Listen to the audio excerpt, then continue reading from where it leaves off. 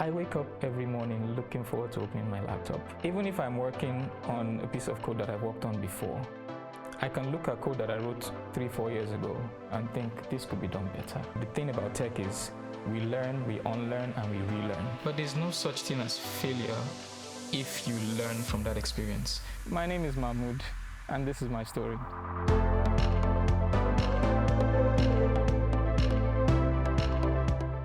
I was about 14 when I first got access to a computer. So I did it more as a hobby and built personal projects, small websites for family, friends. And I gravitated into corporate world, and then went into project finance. My job specifically in the company was every time we got a document for technology that needed to be financed, it was my job to study that technology and then be able to explain it to the board of directors. Because I was the executive director for technical in the company, which was a nice place to be. But for me, it took a lot of courage for me to say, look, I need to chase this now. Because I don't want to look back and say, what if? What I love most about what I do now is it plays to my passion. My favorite client project to date is actually the one that we are working on now. I joined as a front-end engineer, even though I had previous back-end experience. But the back end of my current team is very complex. It's written in Rust. And I had never written a line of Rust before joining the team.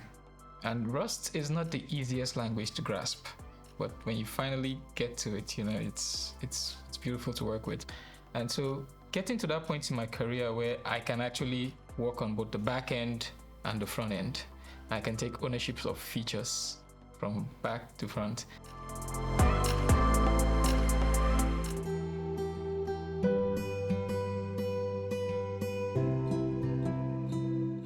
There's a quote by Bruce Lee where he said, you be like water. So if you pour water in a jar, it takes the shape of the jar. It's important to be like water and be able to, change with the times to stay relevant. While I do try to stay updated with the latest and, best technologies and way of doing things, I also try to weed out what I don't need and then deepen my knowledge in the things that I need.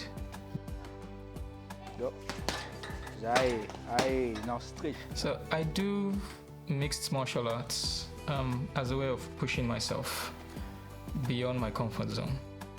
It was important for me to put myself in that position, be vulnerable, always try to learn. And I do it with my kids too. I take my kids to the gym. They see me roll, they see me lose fights, they see me win some. And then you learn perseverance, because you have to have the courage to go back in after you've lost a few bouts. It puts you in that mindset of always wanting to be better at not just the MMA aspect, but in life in general.